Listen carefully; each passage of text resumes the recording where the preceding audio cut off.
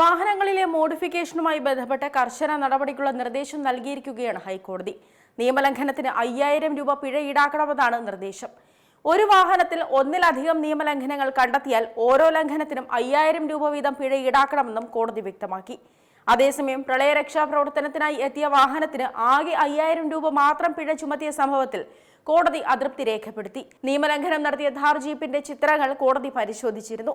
ജീപ്പിൽ അധികമായി 6 ലൈറ്റുകൾ ഘടിപ്പിച്ചിരുന്നതായി ട്രാൻസ്പോർട്ട് കമ്മീഷണറുടെ റിപ്പോർട്ടിൽ പറയുന്നുണ്ട്. അധിക ലൈറ്റുകൾ ഘടിപ്പിച്ചതിന് 5000 രൂപയും PUC സംബന്ധമായ നിയമലംഘനത്തിന് 2000 രൂപയുമാണ് പിഴ ചുമത്തിയത്. 6 അനധികൃത ലൈറ്റുകൾക്കായി ആകെ 5000 രൂപ മാത്രം പിഴ ചുമത്തിയതിലാണ് കോടതി അസന്തുഷ്ടി രേഖപ്പെടുത്തിയത്. പ്രളയരക്ഷാ പ്രവർത്തനത്തിയ വാഹനത്തിന് പിഴ ഇട്ടതിനാലാണ് ഉദ്യോഗസ്ഥർക്ക് സ്ഥലം മാറ്റം നൽകിയതെങ്കിൽ പിഴ പോരെന്നാണ് ഹൈക്കോടതി വ്യക്തമാക്കിയത്. അനുവദനീയമായതിൽ അധികം ലൈറ്റുകൾ ഘടിപ്പിക്കരുതെന്നും വീതിയേറിയ ടയറുകൾ, അതിതീവ്ര LED ലൈറ്റുകൾ, കളർ ലൈറ്റുകൾ എന്നിവയ്ക്കെതിരെ കർശന നടപടി സ്വീകരിക്കണമെന്നും ഹൈക്കോടതി നിർദ്ദേശിച്ചിട്ടുണ്ട്. ഇത്തരം മോഡിഫിക്കേഷനുകൾ കാൽനടയാത്രക്കാർക്കും മറ്റു വാഹനങ്ങൾക്കും അപകട ഭീഷണിയാണെന്ന് കോടതി ചൂണ്ടിക്കാട്ടി.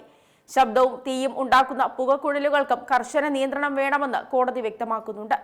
റോഡ് സുരക്ഷയ്ക്ക് ഭീഷണിയാകുന്ന നിയമവിരുദ്ധ മോഡിഫിക്കേഷനുകൾക്കെതിരെ പോലീസും MVDയും കർശന നടപടി സ്വീകരിക്കണമെന്ന് ഹൈക്കോടതി നിർദ്ദേശിച്ചു. സ്വീകരിച്ച നടപടികളുടെ വിശദാംശങ്ങൾ അടുത്ത മാസം 7-ന് കോടതിയെ അറിയിക്കണം. ഏറ്റവും പുതിയ വാർത്തകളും വിശേഷങ്ങളും വിരൽ തുമ്പിലറിയാൻ Zee മലയാളം ന്യൂസ് എല്ലാ ഡിജിറ്റൽ പ്ലാറ്റ്ഫോമുകളിലും ലഭ്യം.